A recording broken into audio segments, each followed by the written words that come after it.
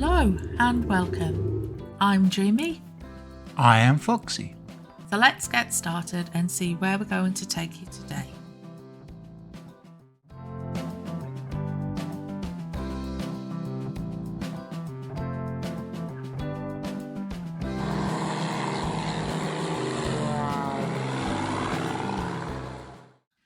Back in the heady days of 2019, we planned a trip to the UK for the following year.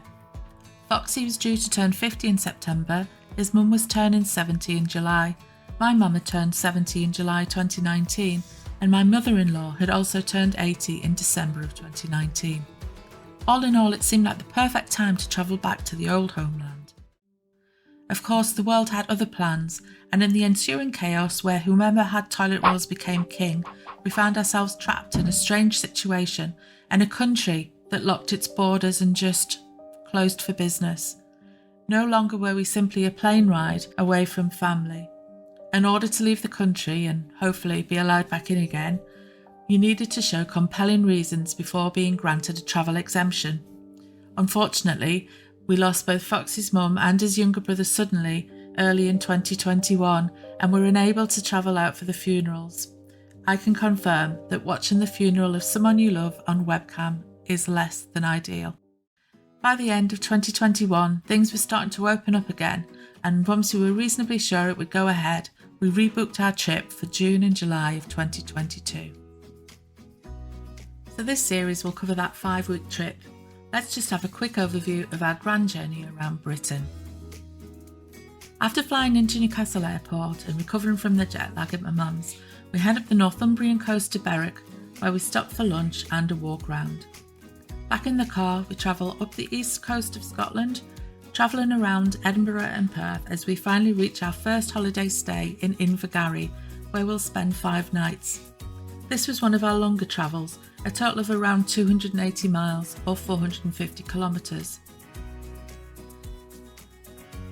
After that, we travel down the west of Scotland, skirting around Glasgow as we head towards the Lake District for our 4-night stay in Bowness on Windermere.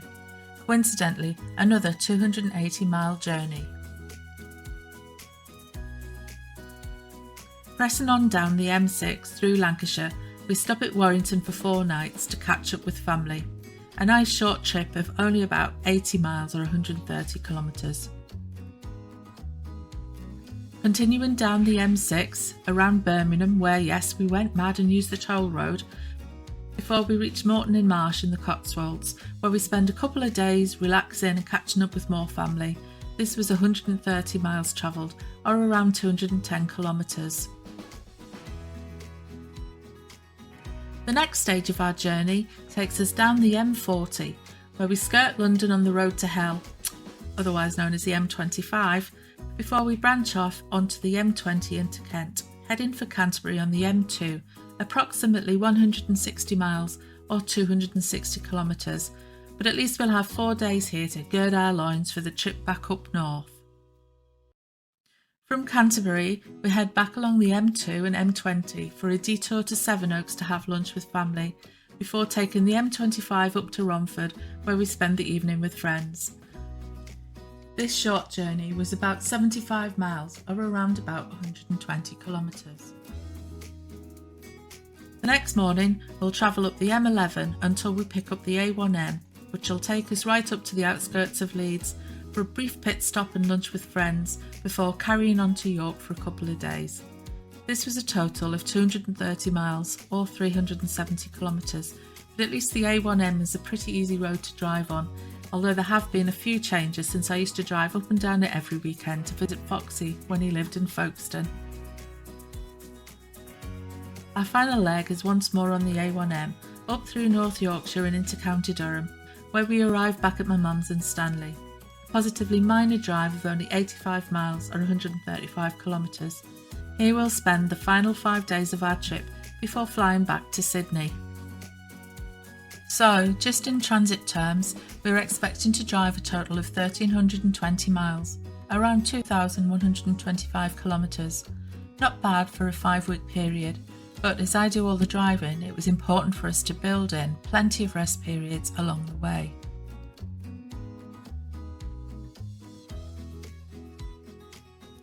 course, we're not just driving from one hotel to another.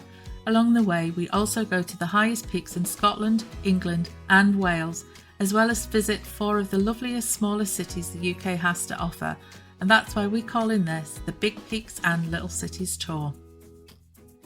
So what can you expect to see? Lots of photos, lots of information about the places we stay and visit, of course lots of dreamy waffle, which personally I think should be a trademarked word, a bit of a travellogue mixed with whatever goodies we find along the way and some carefully selected videos. So just a reminder that this video is simply for entertainment purposes. All prices were correct as of June and July 2022, and if there are any mistakes, they are all obviously Foxy's fault. Now of course, once we had the flights booked and the route and hotels sorted, we needed to prepare carefully before we went.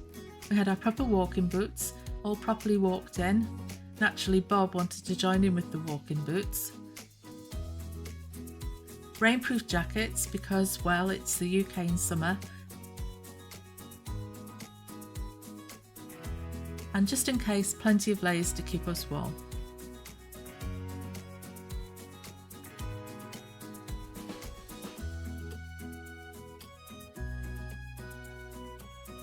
So that's it for today. Please like and subscribe below if you want to join us on our journey, and hopefully we'll see you next time.